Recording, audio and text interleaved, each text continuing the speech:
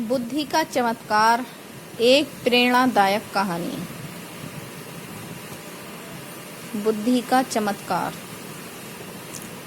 एक बार किसी राजा के दो मंत्रियों में वाद विवाद हो गया। एक कहता था कि धन की प्राप्ति व्यापार से होती है, दूसरा कहता था व्यापार से नहीं, बुद्धि से धन प्राप्त किया जा सकता है। इस बात पर कई दिनों तक उनका वाद विवाद चलता रहा और एक दिन आपस में हाथापाई हो गई। जाहिर है कि दोनों को दरबार में हाजिर होना पड़ा।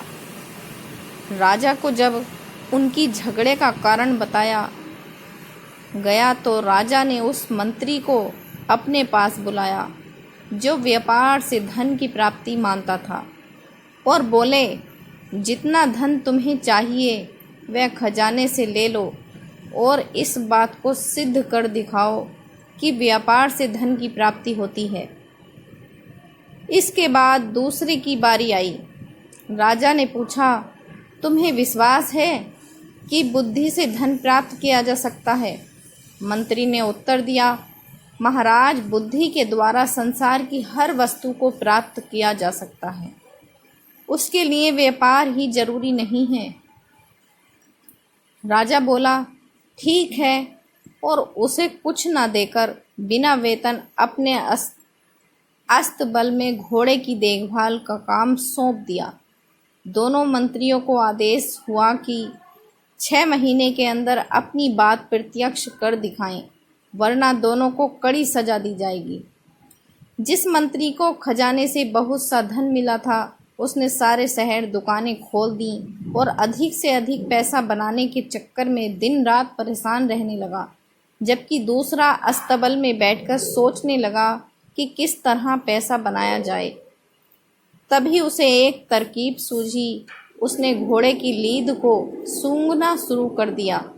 राजा के अस्तबल में 700 घोड़े थे और हर घोड़े पर एक सवार नियुक्त किया गया था।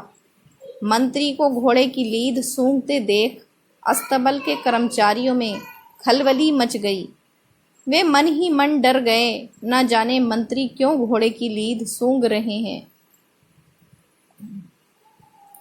एक दिन अस्तबल के मुखिया ने पूछा, महाराज, आप घोड़े की लीद क्यों सूंघते हैं? मंत्री गंभीर हो गया और बोला, इस बात का पता लगाना चाहता हूँ कि घोड़े कमज़ोर क्यों होते जा रहे हैं। अब मालूम हुआ कि तुम लोग कितने नमक हराम हो। घोड़ों के हिस्से का दाना खुद खा जाते हो और उन्हें केवल घास ही मिल पाती है। यह बात राजा को बतानी पड़ेगी। यह सुनकर मुखिया की जान संकट में पड़ गई। सोचा, मंत्री ने यह बात राजा को बता दी तो सबको नौकरी से निकाल दिया जाएगा, साथ ही कठोर दंड भी मिलेगा। उसने सभी सवारों से पैसे इकट्ठे किए और एक खासी रकम मंत्री के हाथ देते हुए प्रार्थना की कि वह इस बात की चर्चा महाराज से ना करें। कुछ ही दिन के अंदर मंत्री ने हजारों रुपए लाकर राजा के सामने रखा। मंत्री का यह कमाल देखकर राजा को आश्चर्य हुआ। राजा ने उसे अस्तबल से हटाकर समुद्र की लहरें गिनने में लगा दिया। अब मंत्री जी सुबह से शाम तक समुद्र के किनारे बैठने लगे, जैसे सचमुच लहरों को गिन रहे हों। एक दिन जहाज़ों के किनारे बैठे देख लिया। वह मंत्री जी के पास आया और वहां बैठने का कारण पूछा। मंत्री जी बोले, कई बातें ऐसी हैं जो सबको नहीं बताई जाती। यह समझ लो कि महाराज ने लहरें गिनने का काम मुझे सौंपा है, लेकिन तुम्हारे जहाज़ों के आने जाने से लहरें टूट जाती हैं और राजा की आज्ञा का पालन नहीं हो रहा है।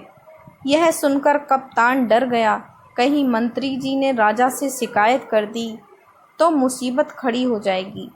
यह सोचकर उसने अपने मल्लाहों से बहुत सा धन इकट्ठा किया और मंत्री के हवाले करते हुए बोला कि महाराज से इस बात का जिक्र न करें। मंत्री मन ही मन प्रसन्न हुआ।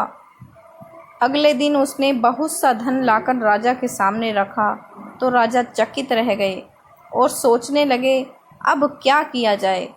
उसे कहीं ऐसी जगह फिट करना चाहिए जहाँ थोड़ा भी आमदनी न हो।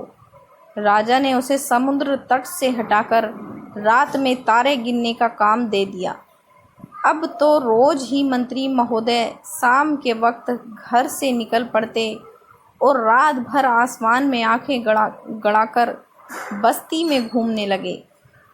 अचानक एक रात मंत्री जी उस बस्ती में पहुँचे जहाँ नगर के धनी व्यक्ति ऊंची हवेलियाँ बनाकर रहते थे।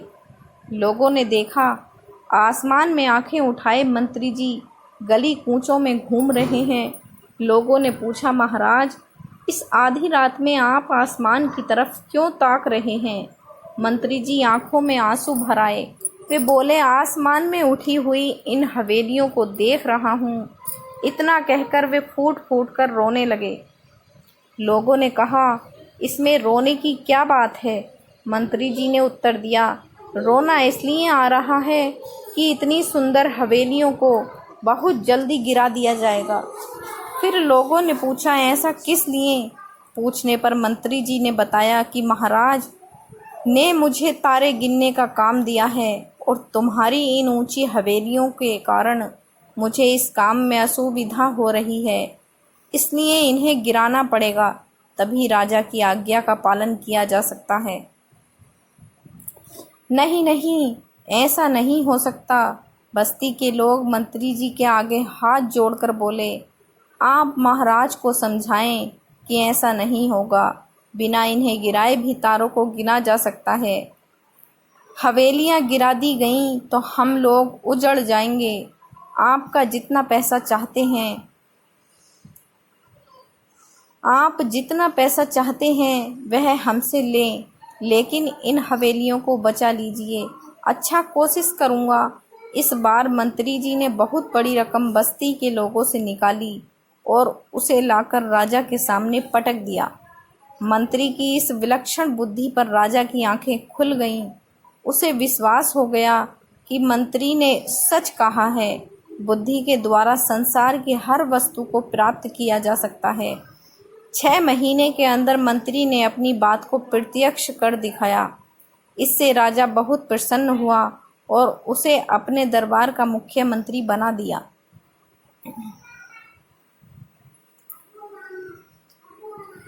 दोस्तों, इस कहानी को पढ़ने के लिए धन्यवाद।